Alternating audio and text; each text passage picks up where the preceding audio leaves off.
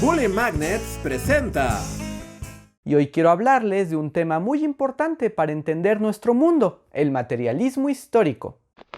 ¡Conmigo! Sí, y uno muy polémico también, así que esperen una batalla campal en la sección de comentarios. Antes de empezar, debemos comprender que el materialismo histórico parte de una concepción filosófica de la realidad, una que se inserta en una de las más grandes discusiones en la historia de la filosofía. Porque cuando los filósofos peleamos nos ponemos bien locos. Estamos hablando del debate entre idealismo y materialismo, así que pongan atención porque esto es un poco complicado. Entre idealistas y materialistas, el problema ha sido siempre la naturaleza de las cosas y la manera en que conocemos el mundo. Para los idealistas, la realidad está construida por la conciencia de la mente y del espíritu. Desde esta perspectiva, el mundo solo existe porque podemos pensarlo, y la realidad se construye de nuestras propias ideas. Es como si nada pudiera existir fuera de nosotros. Incluso hay doctrinas idealistas muy extremas, como el solipsismo, que hasta niega la realidad más allá de la conciencia. Las cosas no existen realmente si no hay nadie que las perciba y las piense. Es como tener poderes psíquicos o ser un bebé. En el idealismo, la propia conciencia es la única certeza y se entiende que es imposible conocer los objetos fuera de ella. Por eso, los idealistas piensan que las transformaciones humanas se logran por medio de grandes ideas, de individuos con espíritus excepcionales y una serie de valores éticos y morales propios de la razón. Por otra parte, el materialismo piensa que todo esto son paparruchadas. ¡Paparruchas! El materialismo afirma la existencia de la realidad fuera de nuestra conciencia, es decir, el mundo material existe con sus propias reglas y características, incluso si no hay un ser humano que las perciba o que las piense. Para los materialistas, el mundo solo puede conocerse a través de la experiencia y de la observación, por eso está muy vinculado a las posturas científicas. Y no solo eso, los materialistas sostienen que nuestras ideas son productos de la realidad material en la que vivimos, porque la única fuente para nuestra razón es la manera en que nos relacionamos con el mundo fuera de nosotros mismos. Por cierto, no hay que confundir materialismo como término filosófico con materialismo como el deseo de adquirir bienes materiales al estilo capitalista. O lo que es lo mismo, no hay que confundir a Marx con Madonna. Alerta de chiste para viejos, alerta de chiste para viejos. En realidad el conflicto entre materialismo e idealismo es mucho más complejo que eso. No puedes generalizar de esa manera y estás omitiendo diferentes escuelas de pensamiento y también... Ya lo sé y ya sabía que ibas a aparecer, pero por el momento esta información bastará. Por cierto, sobre el marxismo hay mucho que decir y no todo podrá caber en este video, así que solo vamos a concentrarnos en el materialismo histórico. No estoy de acuerdo, hay que contemplar... Pero si es el gordito sábelo todo otra vez. La disputa siguió un buen tiempo, pero entonces llegó Kant y como siempre lo cambió todo al ofrecer una tercera vía. La experiencia nos ayuda a conocer, pero tiene un límite. Es a través de la razón que podemos comprender realmente el mundo y a nosotros mismos. Que aunque menos rígida, seguía siendo una postura idealista. Durante mucho tiempo, el idealismo fue la postura filosófica dominante, pero a mediados del siglo XIX empezó a ser seriamente cuestionada, en particular por un pensador prusiano llamado Karl Marx. Aquí es donde empieza lo bueno. Marx fue un filósofo, economista, periodista e intelectual que presenció las primeras crisis del capitalismo en la década de 1830. Su interés se centró en comprender cómo funcionaba la sociedad. Tengo mucho que aprender. Para Marx, la explicación de lo que es la sociedad podía encontrarse en la historia, pero para entender la historia había que aceptar dos cosas fundamentales. Primero, el mundo y las sociedades humanas están en constante cambio. Segundo, es la realidad material la que condiciona nuestro pensamiento y actuar social. Vamos a explicarlo. Desde el idealismo, la realidad humana suele estar anclada en valores morales y postulados racionales, pero para Marx, nada en la sociedad estaba fijo, el cambio era inevitable, y por eso decidió aplicar un método dialéctico. Es decir, en eterna transformación. Las sociedades son cambio. Hay tesis, antítesis y síntesis. Es un proceso progresivo que no deja de moverse. Un proceso dialéctico, como en Sócrates. En realidad se lo robé a Hegel. Te estoy viendo, Marx.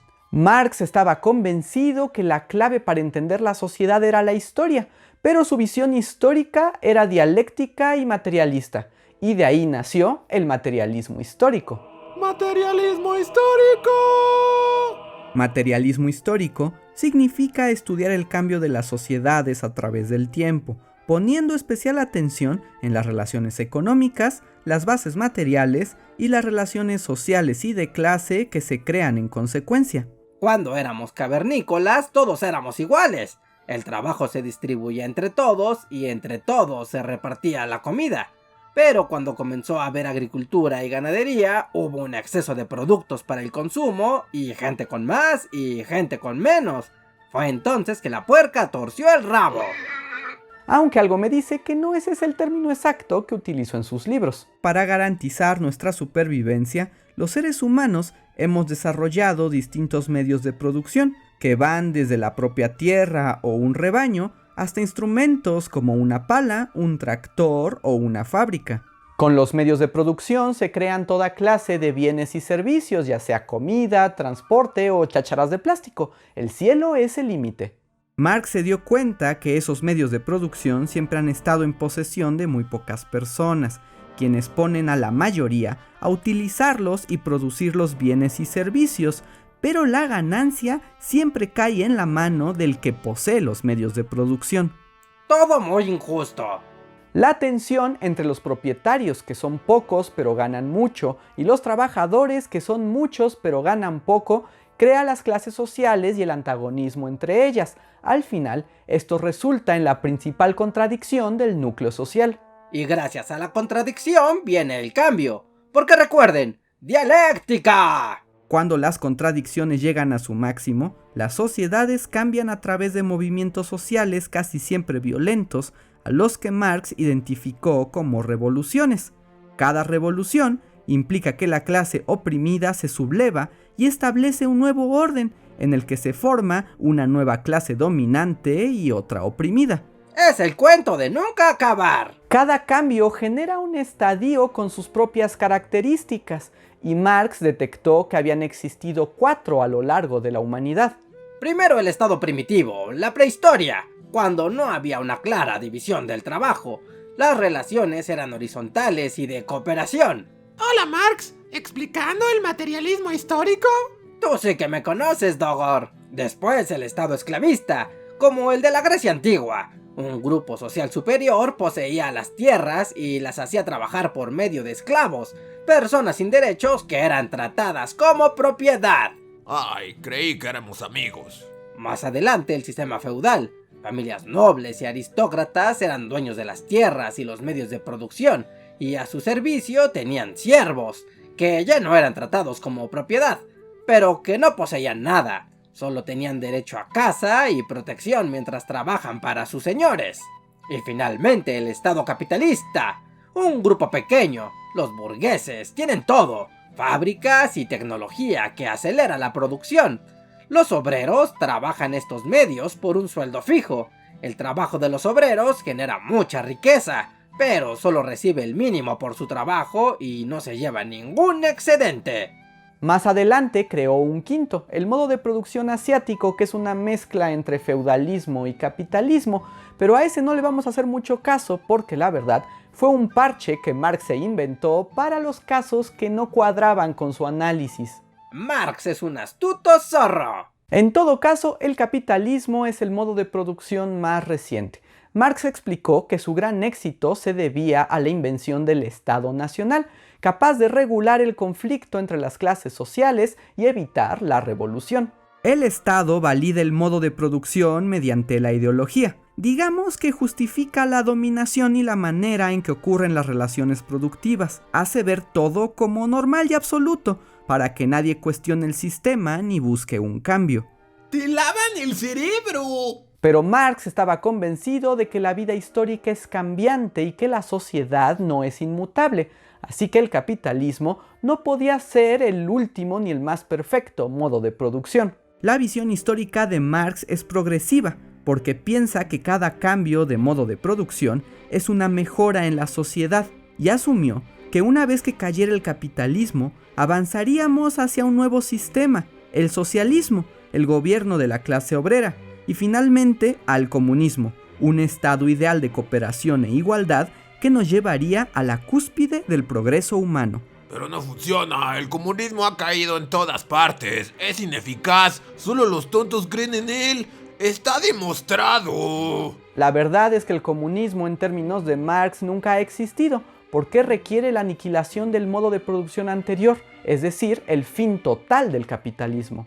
Aún falta que los obreros se organicen y subviertan el orden a partir de una ¡revolución! Me gusta el entusiasmo de este. Convencido de una próxima transformación social, Marx estudió a fondo el capitalismo en su gran obra El Capital, un profundo análisis social y económico que aún al día de hoy nos sirve para comprender el complejo sistema que es el capitalismo. El Capital fue publicado por partes. La primera, que es la más teórica, en 1867, pero luego Marx se murió, así que el resto del libro fue compilado y arreglado por su amigo y más cercano colaborador, Friedrich Engels. Engels fue un politólogo y pensador prusiano que se unió a Marx en su estudio de la sociedad y los movimientos comunistas. Era de una familia adinerada y fue capaz de financiar los proyectos de su amigo Marx.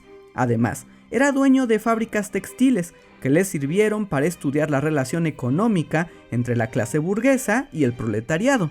Sí, técnicamente él era un heredero burgués explotador capitalista, así que no lo mencionen. Esta es la historia de Marx y su gran amigo Engels. Juntos hicieron hazañas grandes, grandes, grandes. Me encanta este pequeñín. Fuera de bromas, las aportaciones de Engels al marxismo son importantísimas, pues mientras Marx era el gran teórico, Engels era el sociólogo de campo. Pero todo este chisme da para un nuevo video, así que ahora lo vamos a dejar hasta aquí. El materialismo histórico destacó por ser una teoría sólida y coherente para explicar la realidad, y su dirección de progreso y cambio fue muy popular en toda Europa. Sus ideas fueron retomadas por muchos movimientos sociales que buscaban llevar a la práctica el socialismo y el comunismo. Y el mejor en adaptar las ideas de Marx a la lucha social fue un joven ruso al que le gustaba desafiar la autoridad. Yo, Vladimir Lenin, no respeto la autoridad y organizaré una revolución proletaria basada en las ideas marxistas.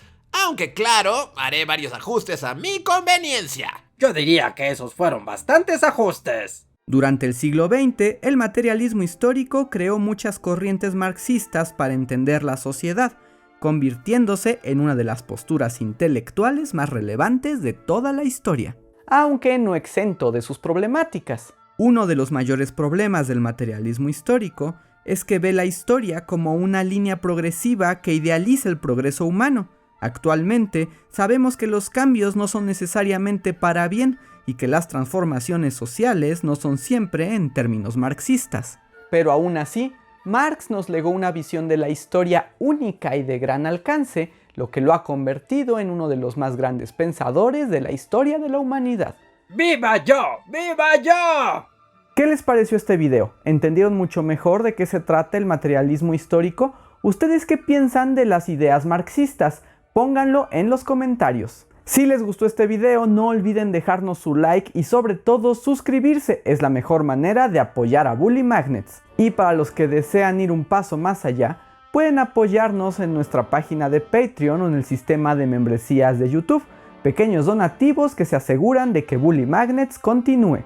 Muchas gracias a todos, que estamos por comenzar un nuevo año de divulgación y más historias, así que recuerden activar las notificaciones a Bully Magnets para que no se pierdan ninguno de nuestros videos. Espero hayan disfrutado esta historia. Yo soy Andrés Alba y nos vemos para la próxima.